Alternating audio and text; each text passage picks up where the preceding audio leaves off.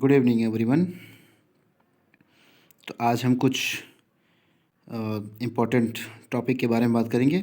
उससे पहले थोड़ा हम लोग आज का मोटिवेशनल थॉट देख लेते हैं। कभी ये मत सोचिए कि आप अकेले हो। कभी ये मत सोचिए कि आप अकेले हो, बल्कि ये सोचिए कि आप अकेले ही काफ़ी हो। ठीक है। तो इसी मोटिवेशनल के थॉट के हिसाब से फिर आगे हम लोग देख लेते हैं। ठीक है। आज के महत्वपूर्ण बिंदुओं के बारे में, जो कि सबसे इम्पोर्टेंट आज का टॉपिक है, जो परीक्षा के उद्देश्य से बहुत ही महत्वपूर्ण है। ठीक है। देख लेते हैं आज का क्या है टॉपिक। भारतीय संविधान। क्या है? भारतीय संविधान। ठीक है। जो कि आप लोग जानते ही हैं, उसके बारे में हम लोग देख लेंगे। बहुत महत्वपूर्ण बात है। भारत का संविधान भारत का सर्वोच्च विधान है। ठीक है। जो संविधान सभा द्वारा 26 नवंबर 1949 को पारित हुआ तथा 26 जनवरी 1950 से प्रभावित हुआ। ठीक है। यह बन के तैयार तो 26 नवंबर 1949 को ही हो गया था, लेकिन यह लागू मतलब कि यह प्रभाव में कब आया? 26 जनवरी 1950 को। इसीलिए 26 जनवरी को हम लोग क्या मनाते हैं? गणतंत्र दिवस। ठीक है। क्या बोलते हैं? गणतंत्र दिवस। गणतंत्र दिवस मतलब इंग्लिश में बोलते हैं रिपब्लिक डे। ठीक है। आगे देख लेते हैं हम लोग।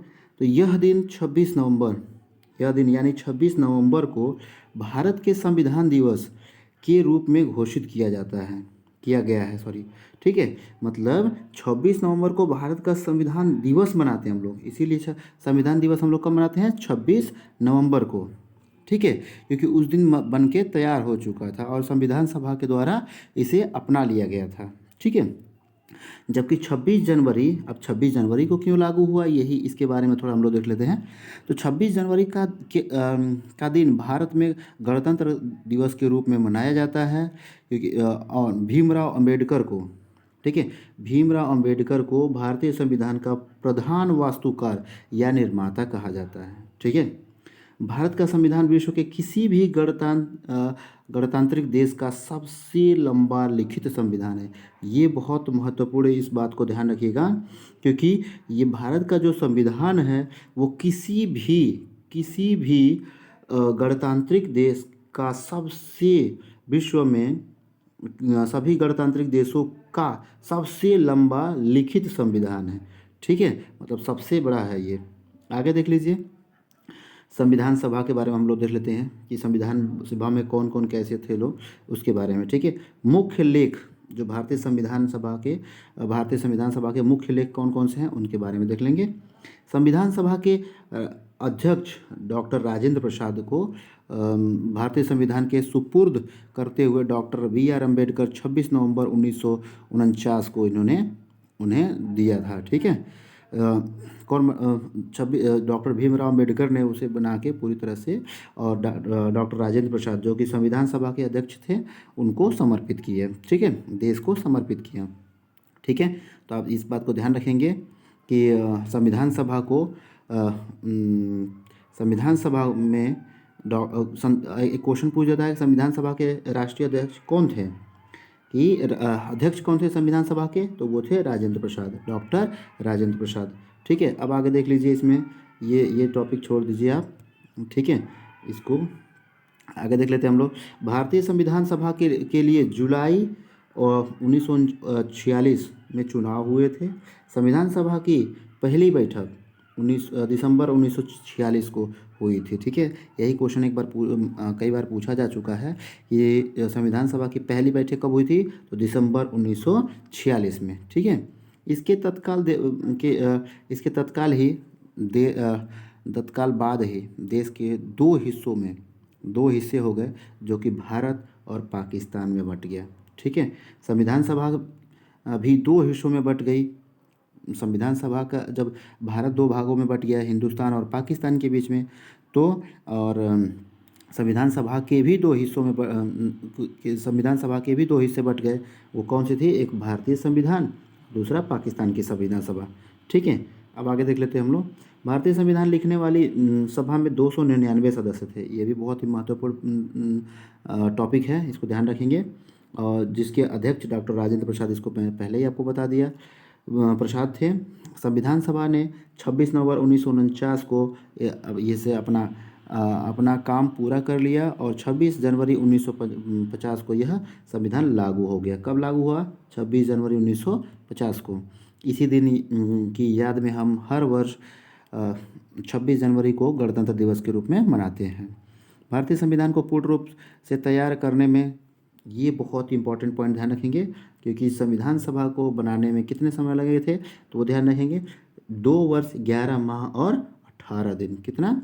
2 वर्ष 11 माह और 18 दिन। ठीक है, कितना? 2 वर्ष 11 माह 18 दिन। क्लियर?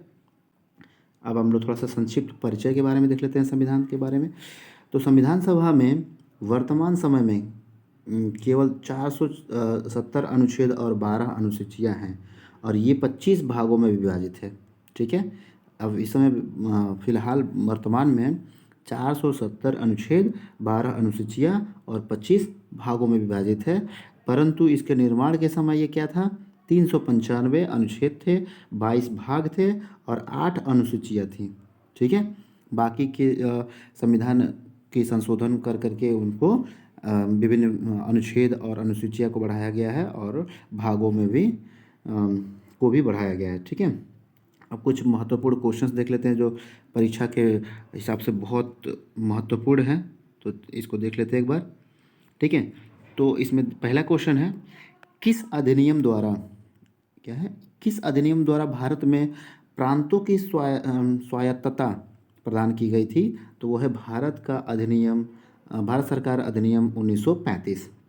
शासन की एकात्मक पद्धति का लाभ है कौन सा? तो वो है दृढ़ राज्य। ठीक है, क्या है? दृढ़ राज्य। अब आगे देख लीजिए, जिस संविधान सभा द्वारा भारत के संविधान की अधिनियम किया गया उसके सदस्य कौन थे? कहाँ के? विभिन्न प्रांतों के विधान सभाओं द्वारा निर्वाचित थे सभी। ठीक है, सभी लोग जो लोग उसमें संविधान सभा में जो लोग सदस्य थे वो विभिन्न प्रांतों के विधान सभाओं द्वारा निर्वाचित हुए थे, वो लोग चुने गए थे। ठीक है, अब संविधान सभा के में आपात उपबंध कहाँ से लिए गए हैं? तो वो है भारत सरकार अधिनियम 1935 से। ठीक है, भारत की संविधान सभा किसके कहने पर बनाई गई थी? तो वो है कैबिनेट मिशन के द्वारा। ठीक है, कौन है? कैबिनेट मिशन के द्वारा संविधान सभा का गठन हुआ था उनके कहने के बाद। ठीक है, कहने पे। अब देखिए, भारत का संविधान सभा का अध्यक्ष कौन था? तो आपको पहले ही बता चुके हैं कि कौन? डॉक्टर राजेंद्र प्रसाद। भारतीय संविधान की प्रस्तावना में किस प्रकार के न्याय की बात कही गई है?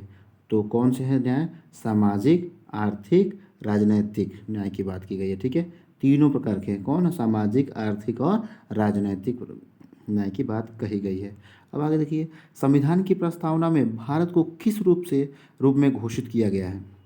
ठीक है, क्या दिया है क्वेश्चन? एक बार फिर से देख लेते हैं। संविधान की प्रस्तावना में भारत को किस रूप में घोषित किया गया है?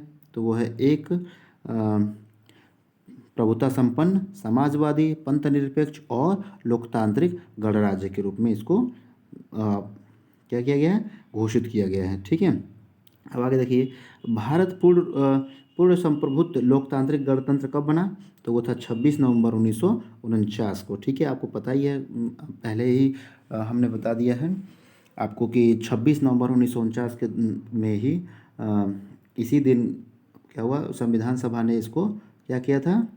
अपना लिया था। ठीक है, संविधान सभा ने अपनाया था। ठीक है, आगे समझ में। तो और लागू कब किया था? 26 जनवरी 1950 को। ठीक है, इसीलिए इस दिन को हम लोग क्या मनाते हैं? गणतंत्र दिवस यानी रिपब्लिक डे। ठीक है, हाँ। अब देखिए, संविधान की उद्देशिका का संशोधन कितनी बार किया जा चुका है? तो एक बार। ठीक है, संविधान की उद्देशिका का संशोधन एक बार किया जा चुका है।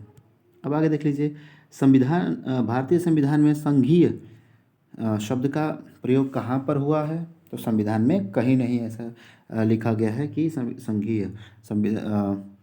भारतीय संविधान में संघीय शब्द का प्रयोग कहीं नहीं हुआ है। अब देखिए, भारतीय संविधान के अनुच्छेद 1 में यह घोषणा की गई है कि इंडिया अर्थात भारत राज्यों का संघ है। ठीक है, अनुच्छेद 1 में क्या कहा गया है? कि भारत राज्यों का क्या है? राज्यों का संघ है। अब आगे देखिए, किस अनुच्छेद में इंडिया को भारत भी कहा गया है? ठीक है, तो वो है अनुच्छेद नंबर 1। ठीक है, किस भारत में किस प्रकार का संघवाद देखा जाता है? तो वह है संघ बनाकर राज्यों का गठन करना। भारतीय संविधान कब लागू हुआ तो आपको पता ही है, 26 जनवरी 1950 को। ठीक है, और भारतीय संविधान की रचना के समय संविधान सभा का संवैधानिक सलाहकार कौन था? ठीक है, क्या है वो, थोड़ा सा गलत टाइपिंग है, इसको देखिएगा, क्या है? संवैधानिक कौन है? संवैधानिक सलाहकार कौन था? तो आप देखिए इसमें क्या, कौन थे वो? बी.एन. राव। कौन थे? बी.एन. राव संवैधानिक सलाहकार थे भारतीय संविधान सभा के। अब देखिए, सरकार की किस प्रणाली में द्विसदन सदन पद्धति का अनिवार्य लक्षण है? तो वो है संघीय प्रणाली। ठीक है, भारत एक कैसा देश है? तो वो है लोकतंत्र देश। ठीक है, भारत में एकल नागरिकता की अवधारणा अपनाई गई कहाँ से? इंग्लैंड से। एकल नागरिकता की अवधारणा इंग्लैंड से ली गई है। ठीक है, संविधान का कौन सा भाग नागरिक के प्रस्तावों से संबंधित है? तो वो है भाग नंबर 2। ठीक है, भाग 2 में भारतीय संवाद निकट है कनाडा के। ठीक है, कनाडा के। अब आगे देखिए, भारतीय संविधान में भारतीय महासंघ की योजना किसके संविधान से ली गई है? तो वो है कनाडा से। कौन सी? भारतीय महासभा की योजना। ठीक है, तो वो कहाँ से ली गई है? कनाडा से। अब देखिए, भारत संविधान के निर्माता किसे माना जाता है? तो वो है B.R. अम्बेडकर। ठीक है, तो अगर ये टॉपिक आपको अच्छा लगा हो तो इसे लाइक और शेयर ज़रूर करें। धन्यवाद।